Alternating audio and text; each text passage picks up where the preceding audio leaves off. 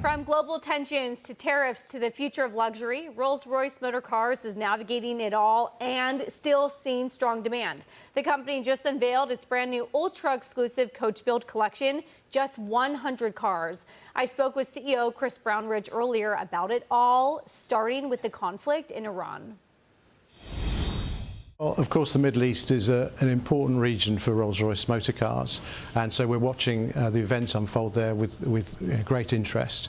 Our primary focus is the safety of our employees and also supporting our dealer partners there. And we're putting a lot of effort into making sure that we're optimising the logistics as best we can to support our clients and, of course, our dealers. We're also just surpassing the one-year anniversary of Liberation Day, and tariffs have been a big conversation with you, of course, based in the UK. That's right, and then with here in America.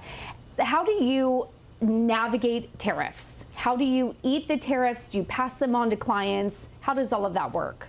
Well, from our perspective, the first thing we wanted to do when there was an announcement of the change in the situation was to make sure that our clients and our dealers had confidence and certainty. So we took decisive actions, which our partners recognise as being the correct ones. And in fact, the impact of the tariffs for our business now is very little. In fact, if I look at our demand in 2025, it was very much the same level as the previous year. Are you eating the cost or passing it on to consumers? Well, the way every Rolls-Royce is priced, it's a bit like the design of a Rolls-Royce. They're all bespoke, so it's difficult to say exactly how that pricing is dealt with. But what we ensured we did is made sure that our clients had absolute certainty of the pricing and the impact upon that, because after all, the client journey for us is more important than anything else at Rolls-Royce. Let's talk about the flexibility of your manufacturing and your new product announcement. What is it? Well, today we're announcing Project Nightingale, and Project Nightingale is a very special motor car for Rolls-Royce. It is the first of our coach-built collection. Now, coach-built collection, it combines two things. The first aspect of a coach-built collection is, of course, the motor car. Now, the coach-built collection is something which is built upon our architecture of luxury. Because it's coach-built, it's super rare. So this particular motor car, there will only be 100 pieces that we produce. But also, because it's so rare and so unusual, it allows us to have a greater freedom in terms of the design. So we can produce something which is truly spectacular, extremely extravagant, and something that if you were to drive it down the street, everyone would stop and look. So that's one aspect of it. The other aspect for our clients, because they've actually been on the journey already for 2 years, because we've been talking to our clients about this particular project. And of course, they've got all the behind-the-scenes information, and they're enjoying a remarkable journey of discovery and being involved in the testing and development of the car. When you talk about expansion in the UK, there's been some concerns that the EU has been so difficult to navigate. There's, multiple different members, multiple different legislations, multiple different governing bodies.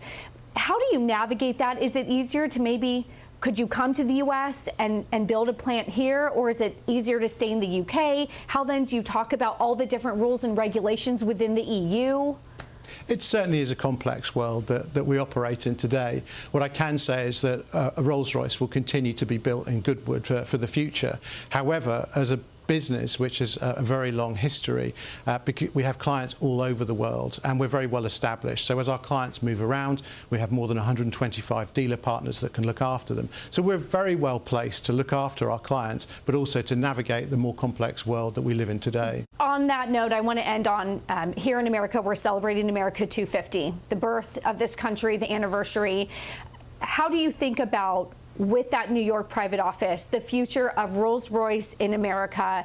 Is this the right time to tap into that luxury American consumer as we're still sitting here and thinking about the birth of this country? How do you view that? Well, America is a very important region for Rolls-Royce Motor Cars. It's the biggest region for us. And that's why the coach-built collection motor car, so Project Nightingale, the first one, it's the first time we've been able to bring a coach-built motor car into the USA.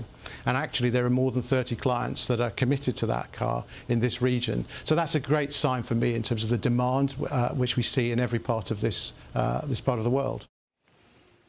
All right, guys, a few things that stood out to me. Out of the 100 cars that they're building, 30 of those orders came from U.S. So the luxury, ultra luxury. Were you one of them? No, can't It's a afford nice it. looking Not car. on my beautiful, right? But here's the other thing. They had plans to go all EVs by 2030. They scrapped that. They said that obviously consumers still want that classic V12 engine, so they're not going all EVs, and they're obviously pivoting back, Brian, to just giving choice to consumers, meet the consumer where they are. Yeah, I mean, that's smart. That's what smart car companies are doing. They're admitting their mistakes and going back. I noticed that you tried to drag them into maybe doing a little manufacturing in the United States. They're going to stay true to their roots in the UK, I guess. Yeah, that's the selling point of the car. Like, nobody would ever buy one if it was made anywhere but England. The average fuel economy is about 14 miles per gallon, and the average cost of a Rolls, not the fancy one that's like 7 or 8 figures, is $500,000. So that's a real wake-up call to people who are struggling to fill up their tanks, ain't it? That it is, but also when you're paying that kind of money for a car and you're getting EV shoved down your throat, this is a market specifically where you really have to, I think, extra cater to your consumer. Otherwise, they're not going to drop that kind of money to buy. I don't know why people spend product. that type of money on a car.